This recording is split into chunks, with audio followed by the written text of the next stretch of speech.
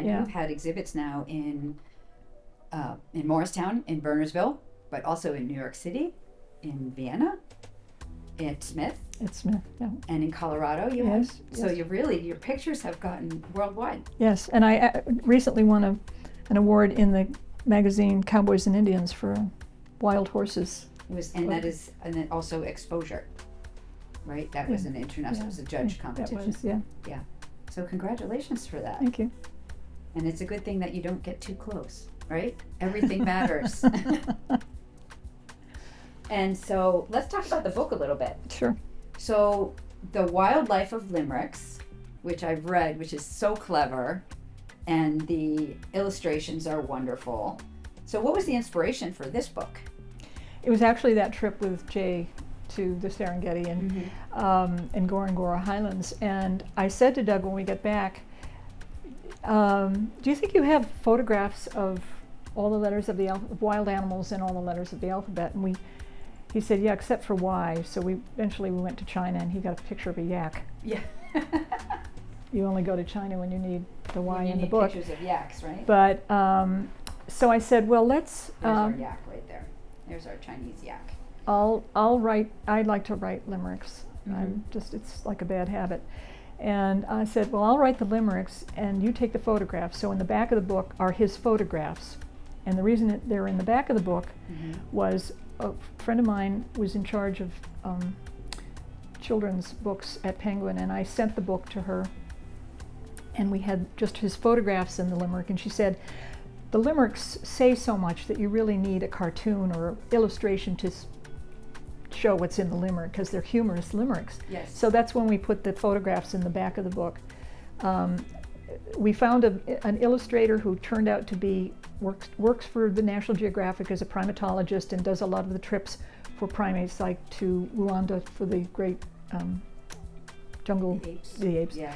And his name is David Bygot, and I said, would you be willing to do illustrations for this book? He said, send me 2 limericks, and I'll do the illustrations, and if you like them, so one was for the iguana, and one was for the elephant, and if you like them, I'm happy to do the illustrations. So he did all the illustrations. He and his wife taught at the University of Dar es Salaam for 25 years, and also write children's books and also illustrate them.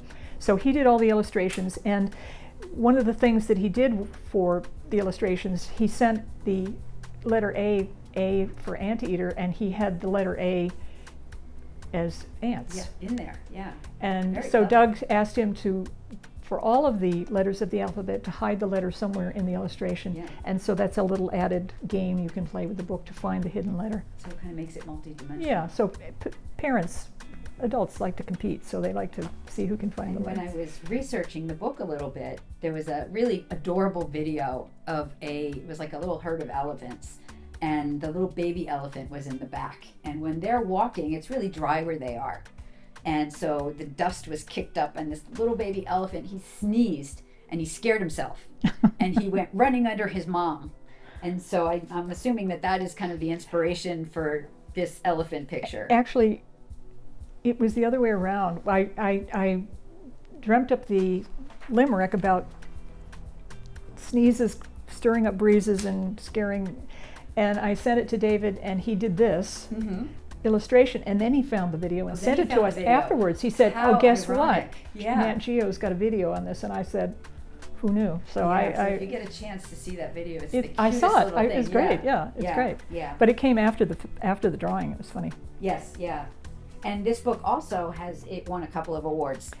So It it's got did. the Indie Excellence Book Award finalists, the Yeah. Mom's Choice Awards Yeah. honoring excellence, the Award for Excellence in Independent Publishing, and also the Green Book Festival. Right. So we the have cover won an award-winning award. book. The cover, David did the cover, and that won an award. And the content was called Family Friendly. So when we marketed the book, and we taught the book in STEM schools and charter schools in Manhattan and New Jersey and at the Staten Island Zoo. I mean, we went, and in bookstores, we went for 2 years, we went crazy. And but it appeals to, as we taught the book, we would talk to the children about conservation, about endangered species, about extinct species, about what causes that. climate change.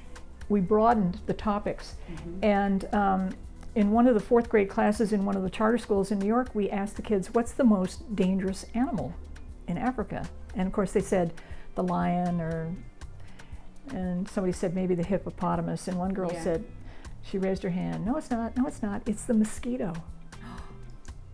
Wow, that's true, probably. So there you go. I mean, we had to say, okay.